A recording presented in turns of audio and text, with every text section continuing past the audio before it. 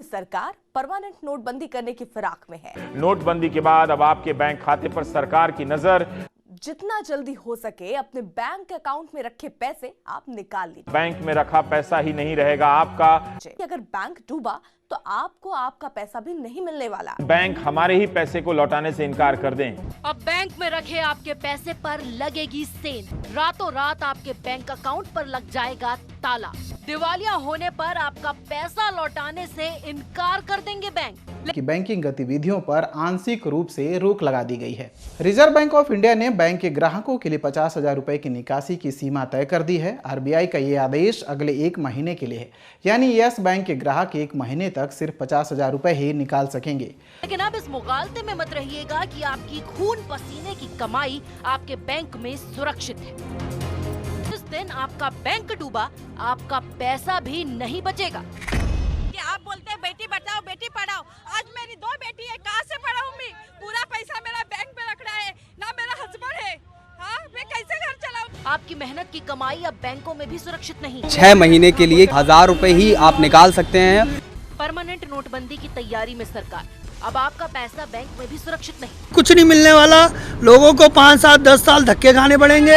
6 महीने के अंदर में आप 1,000 यहाँ से विड्रॉ कर सकते हैं। हर लिंक में परमानेंट नोटबंदी की बात। FRDI बिल आने से बैंक में जमा आपका पैसा आपका ही नहीं रहेगा। कहीं अपना कर्ज आपकी जेब से चुकाने की फिराक में तो नहीं है बैंक। खाता धारकों के जमा पैसे का इस्तेमाल बैंक खुद को डूबने से बचाने के लिए कर सकता है, वो भी आपकी रजामंदी के बगैर। इसमें आपकी रजामंदी नहीं ली जाएगी। हम यहाँ पर फंस गए। Normally all over the world लोग बैंक्स में कम पैसा रखते हैं as compare to India.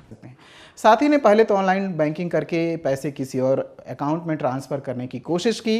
Yes bank के सर्वर ने हाथ खड़े कर दिए। ट्रांजैक्शन लगातार लटकाया जा रहा था। हमारे साथ ही इसके बाद एटीएम की तरफ भागे, लेकिन 3 एटीएम में ट्राई करने के बाद भी पैसे नहीं निकले। साफ कहें तो बैंक आपका पैसा वापस करने के लिए बाध्य नहीं रहेगा। अब हमने तो अपने घाटे में इसको ले लिया, अब आपका डिपॉजिट हमारे पास नहीं है। पैसा आपका, लेकिन खर्च करने का हक बैंक का। कि आपके खाते में अगर 10 लाख रुपए जमा हैं, बैंक डूब गया तो सिर्फ 1 लाख, कम से कम 1 लाख मिल जाएगा। 9 लाख रुपया नहीं मिलेगा। 1 लाख से ऊपर वापस नहीं आएंगे, किसी के नहीं आएंगे। कि आपका पैसा लौटाएं या नहीं बैंक तय करेंगे। बैंकों के लिए बुरी खबर है तो होती है, बुरी खबर तो होती है, और आपके लिए भी अब होगी, क्योंकि बैंक डूबेंगे तो आपका पैसा भी डूब सकता है। आज यस बैंक के डूबने की खबर आई। आरबीआई का कहना है कि यस बैंक की वित्तीय स्थिति में लगातार गिरावट आई है और देश भर में लोग इस बैंक की ब्रांचेस के बाहर खड़े हुए। मोदी जी 3 साल पहले भी हम लाइन में खड़े थे, आज भी लाइन में खड़े हैं। महान और दयालु रिजर्व बैंक ने अभी अभी कृपा बरसाई कि गरीब बंदों के पैसे ले लिए। मोदी जी चोर हैं, चोर हैं। नहीं, सार्वजनिक क्षेत्रों के बैंकों की सेहत पहले से खराब है। अंदर बैठ के स्टाफ खी कर रहे हैं। 10 रुपए में से 1 रुपए देंगे या 50 पैसे देंगे, बाद में तय होगा। आपका लाख रुपया था, 25,000 देंगे। कोई आपसे दस्तावेज नहीं साइन कराया जाएगा कि भाई साहब आपके 8 लाख रुपए थे, अब हम घटा के 2 लाख रुपए कर रहे हैं। ये बिल किसी को मालूम नहीं है। मोदी जी की पॉलिसी है, जिन बैंकों में इन्वेस्टमेंट ज्यादा उनको बंद कर दो।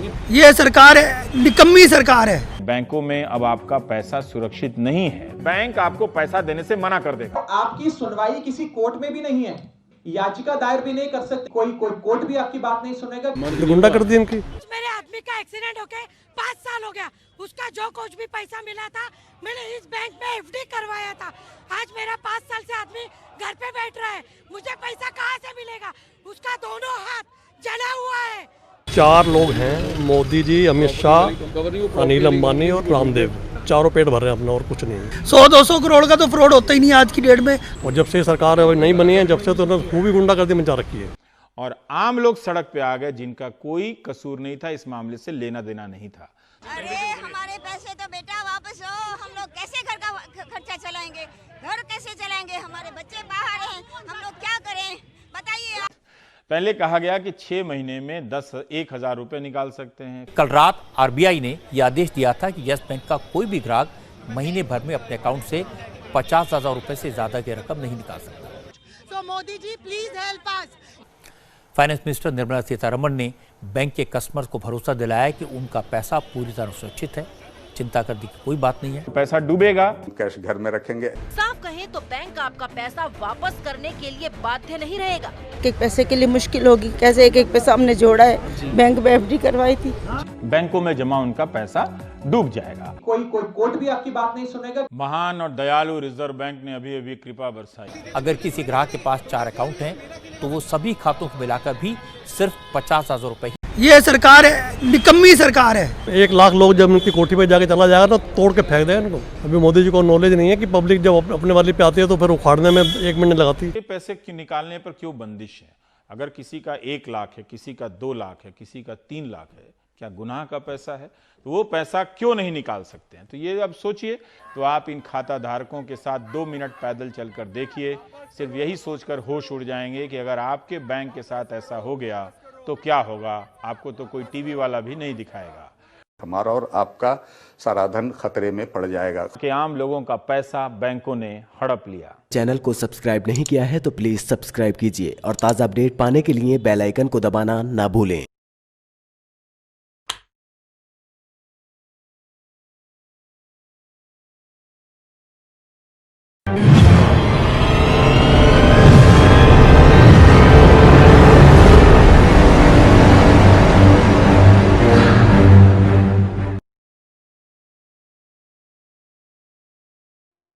नमस्कार, आपके साथ मैं हूं अर्पिता आर्या। जितना जल्दी हो सके अपने बैंक अकाउंट में रखे पैसे आप निकाल लीजिए, क्योंकि सोशल मीडिया का दावा है कि अगर बैंक डूबा तो आपको आपका पैसा भी नहीं मिलने वाला।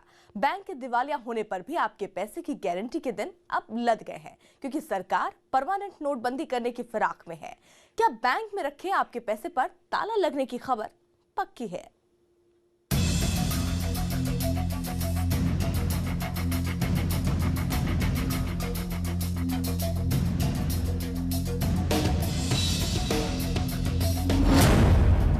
अब बैंक में रखे आपके पैसे पर लगेगी सेंध।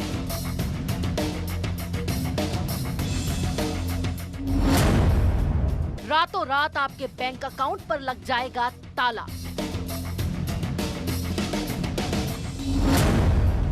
दिवालिया होने पर आपका पैसा लौटाने से इनकार कर देंगे बैंक। छोटी मोटी बचत हो या फिर बड़ा निवेश, अपनी मेहनत की कमाई को संजोने का सबसे सुरक्षित और आसान जरिया है बैंक। लेकिन अब इस मुगालते में मत रहिएगा कि आपकी खून पसीने की कमाई आपके बैंक में सुरक्षित है। जिस दिन आपका बैंक डूबा, आपका पैसा भी नहीं बचेगा। सोशल मीडिया पर लोग लिख रहे हैं, आपकी मेहनत की कमाई अब बैंकों में भी सुरक्षित नहीं। पहले नोटबंदी, फिर जीएसटी और अब ये सरकार की नई नीति।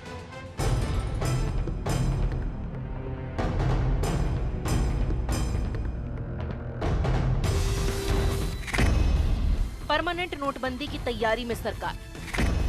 देश का भट्टा बैठाने का ठेका लिया। अब आपका पैसा बैंक में भी सुरक्षित नहीं।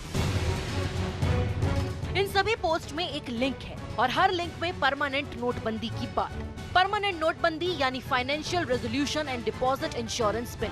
दावा है कि संसद के इसी सत्र में सरकार FRDI बिल पेश करने जा रही है। सोशल मीडिया का दावा है कि FRDI बिल आने से बैंक में जमा आपका पैसा आपका ही नहीं रहेगा। तो क्या आपकी मेहनत की कमाई बैंक में भी महफूज नहीं है? कहीं अपना कर्ज आपकी जेब से चुकाने की फिराक में तो नहीं है बैंक?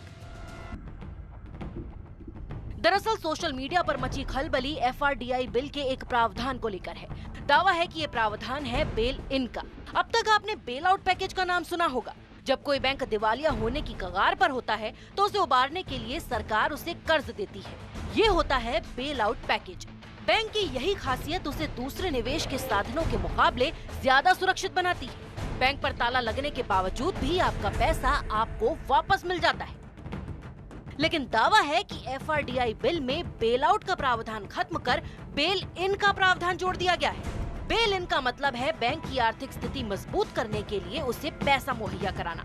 अब आप कहेंगे कि यही मकसद तो बेल आउट पैकेज का भी होता है, लेकिन एक छोटा सा फर्क है। ये पैसा सरकार नहीं देगी, बल्कि पैसा भरा जाएगा आपकी बैंक में जमा रकम से, वो भी आपकी रजामंदी के बगैर।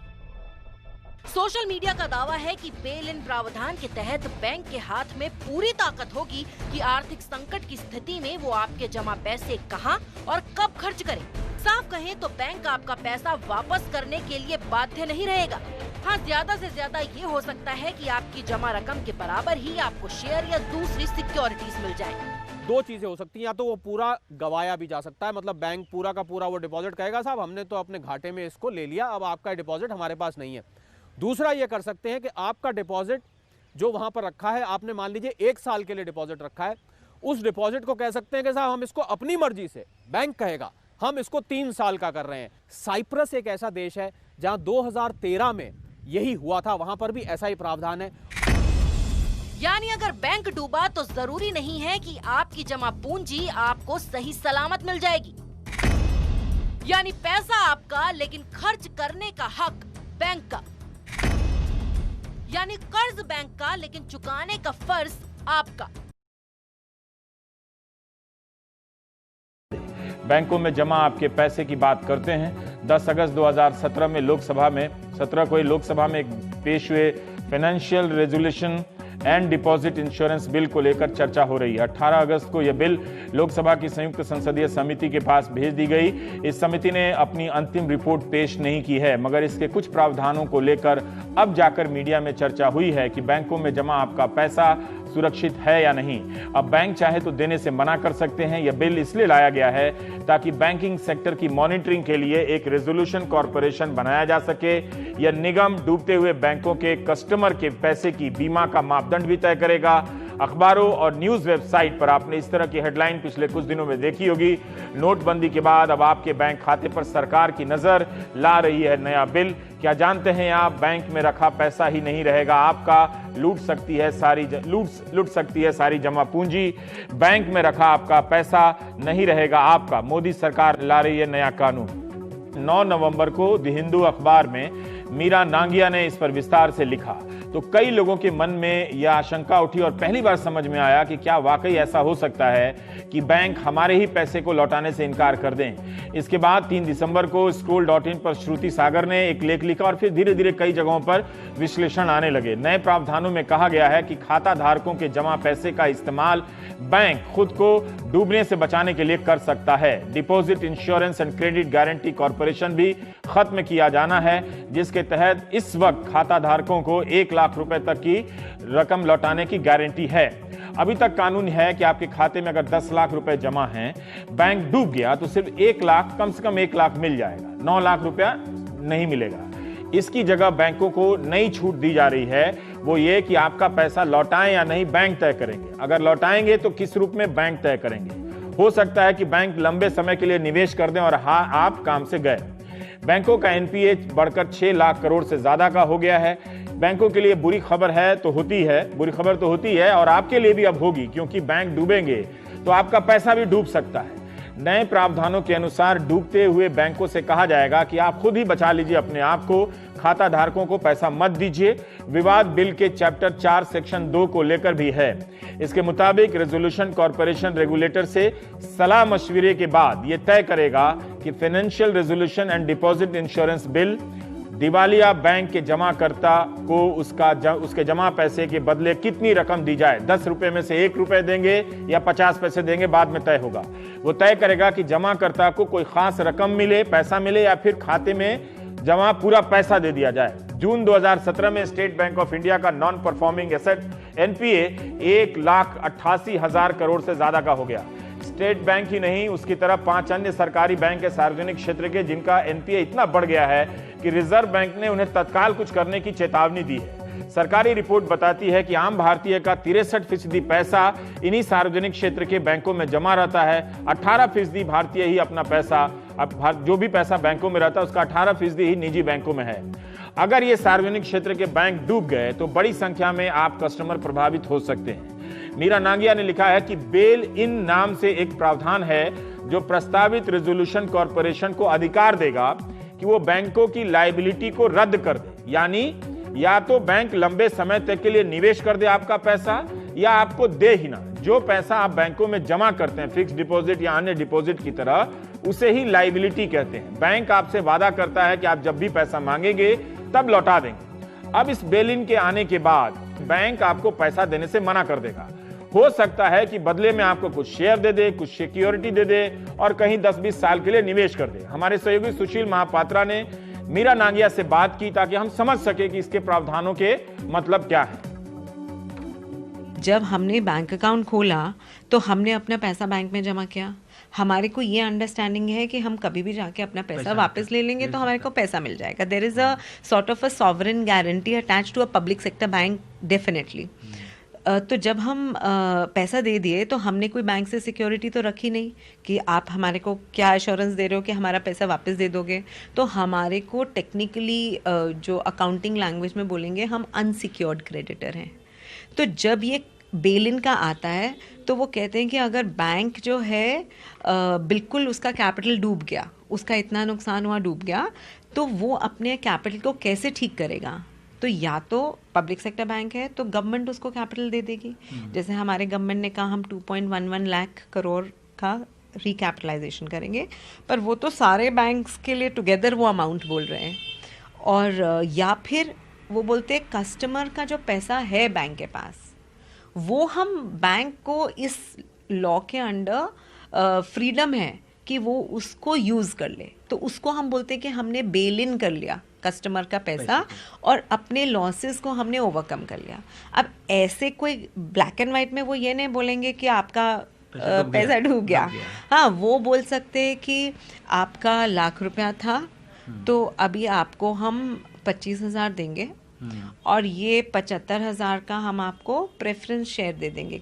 Bank is also a company, तो उसके भी शेयर्स हैं, तो आपको हम शेयर दे देंगे, प्रेफरेंस शेयर दे देंगे। अगर आप मुझे शेयर भी दे दिए तो मैं तो शेयर बेच के तो मैं अपनी पैसा तो नहीं निकाल सकता हूँ ना, तो वैल्यू नहीं होगा क्योंकि वो कंपनी ही अभी ठीक नहीं है। अभी तो वो बैंक की बेच बुरी भी नहीं हालत, सकता अभी आप बेच नहीं सकते हो। अभी तो कागज के टुकड़े के बराबर है कि वो 1% प्रोबेबिलिटी कि वो बैंक बेहतर हो जाएगा कल को, तो आपको वो वैल्यू मिलेगा। But then it's a risk कि मिलेगा कि नहीं मिलेगा, यू डोंट नो। तो आप प्रैक्टिकली सोचो कि खत्म हो गया। हाँ, और या वो भी कर सकते हैं कि आपको कुछ भी मतलब, but it's practically it is lost. Practical terms में आपका पैसा गया। समाज के कमजोर तबके को गहरा धक्का पहुंचेगा, बैंकों में जमा उनका पैसा डूब जाएगा। आम आदमी पार्टी के प्रवक्ता राघव चड्ढा ने 7 दिसंबर को प्रेस कॉन्फ्रेंस कर आशंका जाहिर की है इस मामले में। इसमें 2 विचित्र बातें ये भी हैं कि क्योंकि ये एक कानून के जरिए लाया जा रहा है, भारत का पार्लियामेंट, हमारी संसद इस कानून को पास करेगी। मोदी सरकार जिनकी भारी बहुमत है उसके चलते यदि ये पास होता है तो आपकी सुनवाई किसी कोर्ट में भी नहीं है। आप किसी लोअर कोर्ट में, हाई कोर्ट में, सुप्रीम कोर्ट में जाकर कोई याचिका दायर भी नहीं कर सकते कि भैया मैंने तो अपने 25 साल की कमाई इस बैंक में जमा कराई थी और बैंक मेरा सारा पैसा ले गया। कोई बैंक भी, कोई कोर्ट भी आपकी बात नहीं सुनेगा, क्योंकि ये तो पूरे विधिवत तरीके से, एक योजनाबद्ध तरीके से, कानून संगत तरीके से मोदी सरकार करने जा रही है। दूसरी बात, इसमें आपकी रजामंदी नहीं ली जाएगी, यह भी समझ लीजिए। कोई आपसे दस्तावेज नहीं साइन कराया जाएगा कि भाई साहब आपके 8 लाख रुपए थे, अब हम घटा के 2 लाख रुपए कर रहे हैं। 2007 में बैंकों के डूबने से ही दुनिया भर में मंदी की आंधी चली थी। लीमन ब्रदर्स जो बैंक है अमेरिका का डूबा था। उसके बाद साइप्रस में हुए एक प्रयोग का भी उदाहरण इस संदर्भ में दिया जा रहा है, मगर वहां ऐसा प्रयोग सफल नहीं रहा। इस कानून के आने के बाद वहां के आम लोगों का पैसा बैंकों ने हड़प लिया।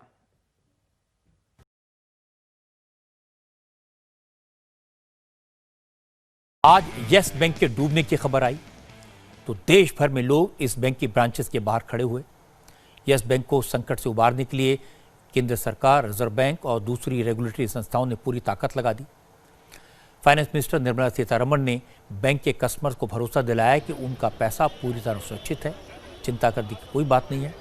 असल में कल रात आरबीआई ने यह आदेश दिया था कि यस बैंक का कोई भी ग्राहक महीने भर में अपने अकाउंट से 50,000 रुपये से ज़्यादा की रकम नहीं निकाल सकता। अगर किसी ग्राहक के पास 4 अकाउंट हैं तो वो सभी खातों को मिलाकर भी सिर्फ 50,000 रुपये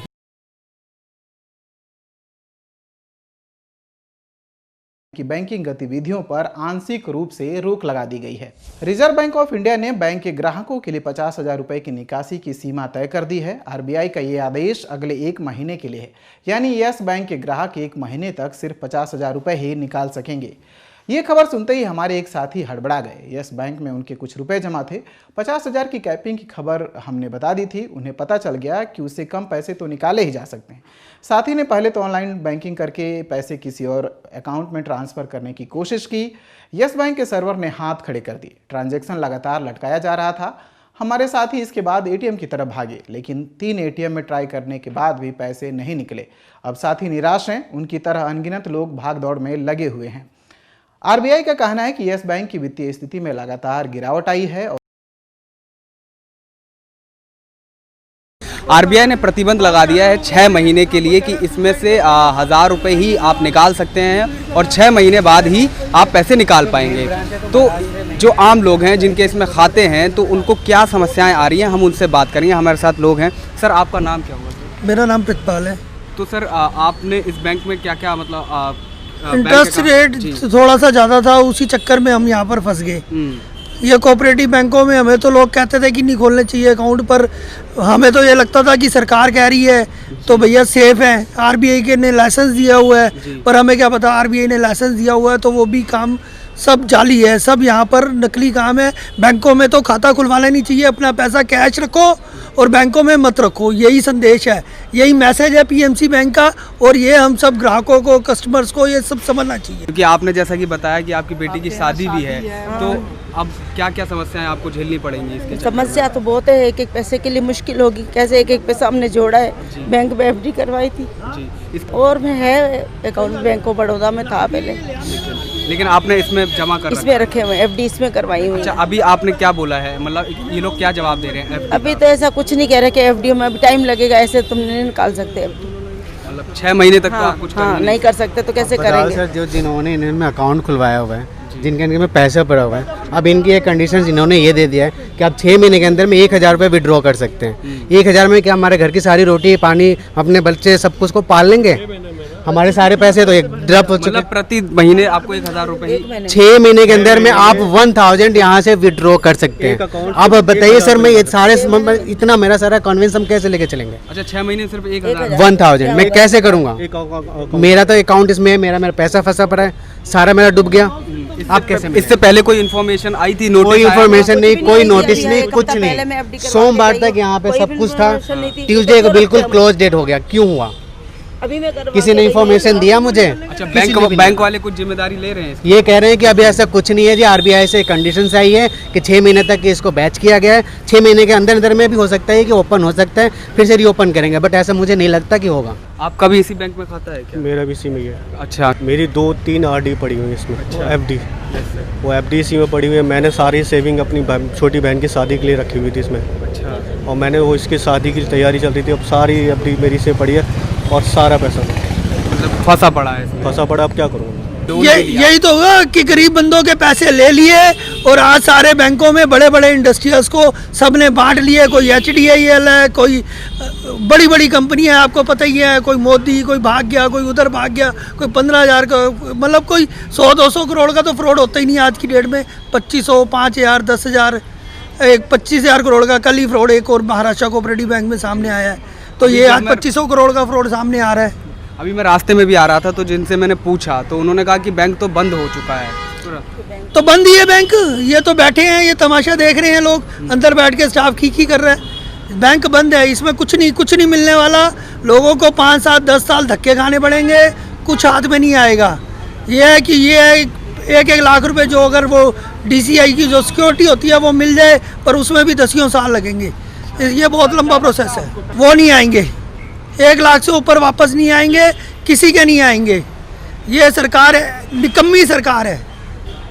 एक गरीब बंदा है, मतलब कहाँ से लोगों ने, देखिए कितने लोग खड़े हैं, मतलब एक एक पैसा उन्होंने बचा के ये इस बैंक में जमा कराया है कि भैया बैंक है सरकारी, मतलब आरबीआई का गवर्नमेंट बैंक है, उसके बावजूद आज ये हालात है। लोग लगे प्रमोटर पे लगे, कंपनी पे लगे। ये लोग तो अपना पल्ला झाड़ लेंगे, वो सरकार अपना पल्ला झाड़ेगी, मरेंगे तो हम ही लोग ना। हमारे पास क्या ऑप्शन रहे? हमारे पास तो कोई ऑप्शन ही नहीं छोड़ा। इतना मेहनत करके कमाओ, पूरे दिन कमाओ, और फिर लास्ट में जाके बैंक में भी भरोसा रख के जमा करो, उसके बाद भी पता लगता है कि तुम्हारे बैंक में भी पैसे सेफ नहीं। मोदी जी चोर हैं नहीं, चोर है। अच्छा, आप मोदी जी को चोर कैसे कह रहे हैं? मतलब कुछ तो आप मोदी जी की पॉलिसी है, जिन बैंकों में इन्वेस्टमेंट ज़्यादा उनको बंद कर दो। जिसके 50-20 लाख जब मैं उसको 1,000 रुपये 6-6 महीने में दो, कोई तरीका थोड़ी है, तो गुंडा कर दी इनकी। क्लियर है। 4 लोग हैं, मोदी जी, अमित शाह, अनिल अंबानी और रामदेव, चारों पेट भर रहे हैं अपना, और कुछ नहीं है, और कुछ नहीं। हमारी तो नींद उड़ी पड़ी है। बैंकों का नाम बदनाम है। बैंकों को तो ये इन्फॉर्म किया गया कि इसमें देखो, उन्होंने सर्च किया कि इसमें इन्वेस्टमेंट ज़्यादा है, इस बैंक में 25,000 करोड़ की इन्वेस्टमेंट है। बैंक की क्या गलती है? बैंक की कोई गलती नहीं है। आधा % ब्याज अगर ज़्यादा दे रहा है तो उसमें क्या देखो, उसमें आधा % जब ब्याज ज़्यादा लेता भी है। अगर हमारी RD है, उसमें हमें अगर 8% का ब्याज देता, हम RD के अगेंस्ट अगर लोन लेते हैं तो हमें 9% का ब्याज हमसे लेता भी है।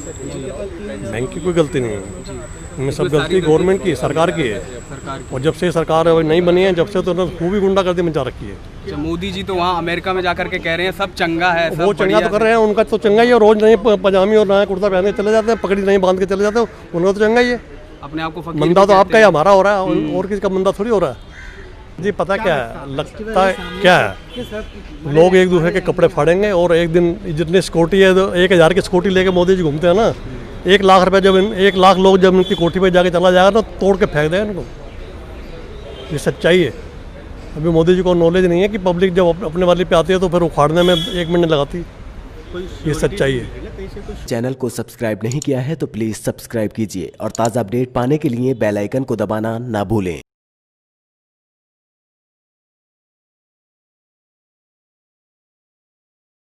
Punjab and Maharashtra cooperative bank की चर्चा गायब हो गई।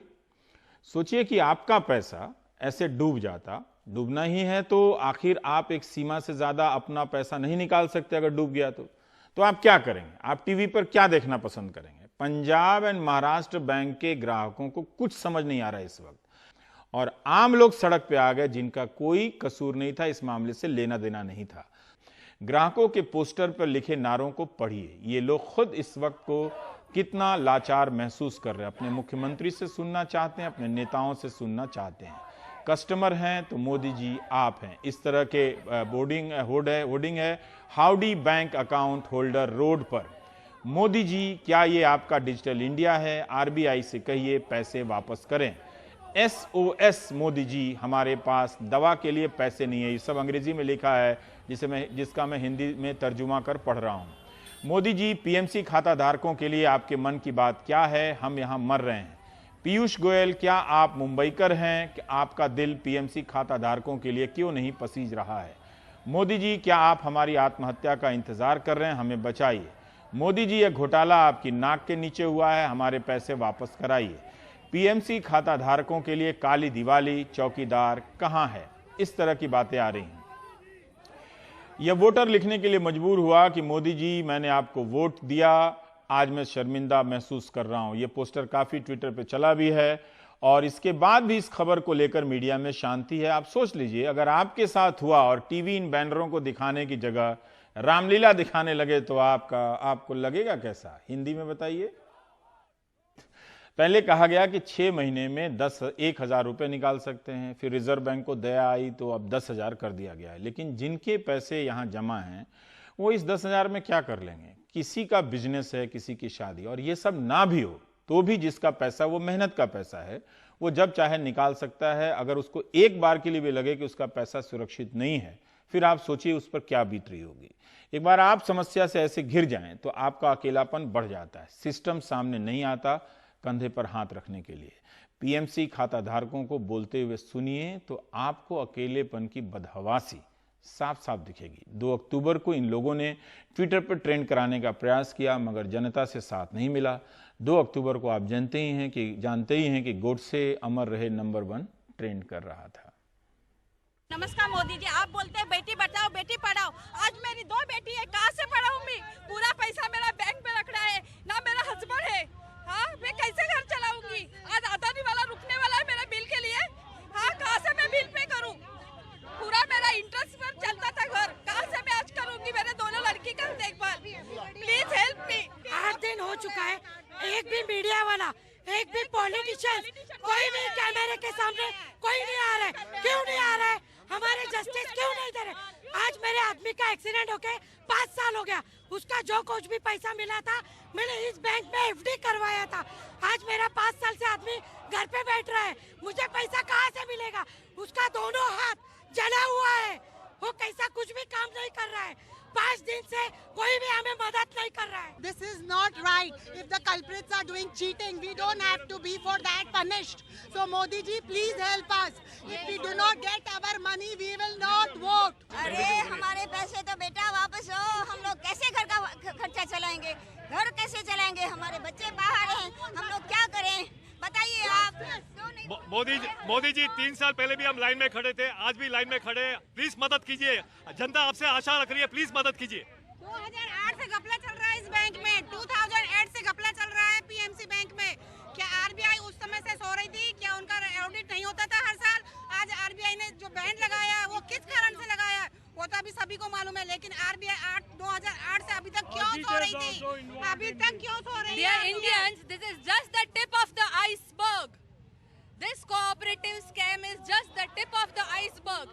Definitely expect that you all are going to suffer in future. Cooperative sector is definitely going down. That is what we have experienced.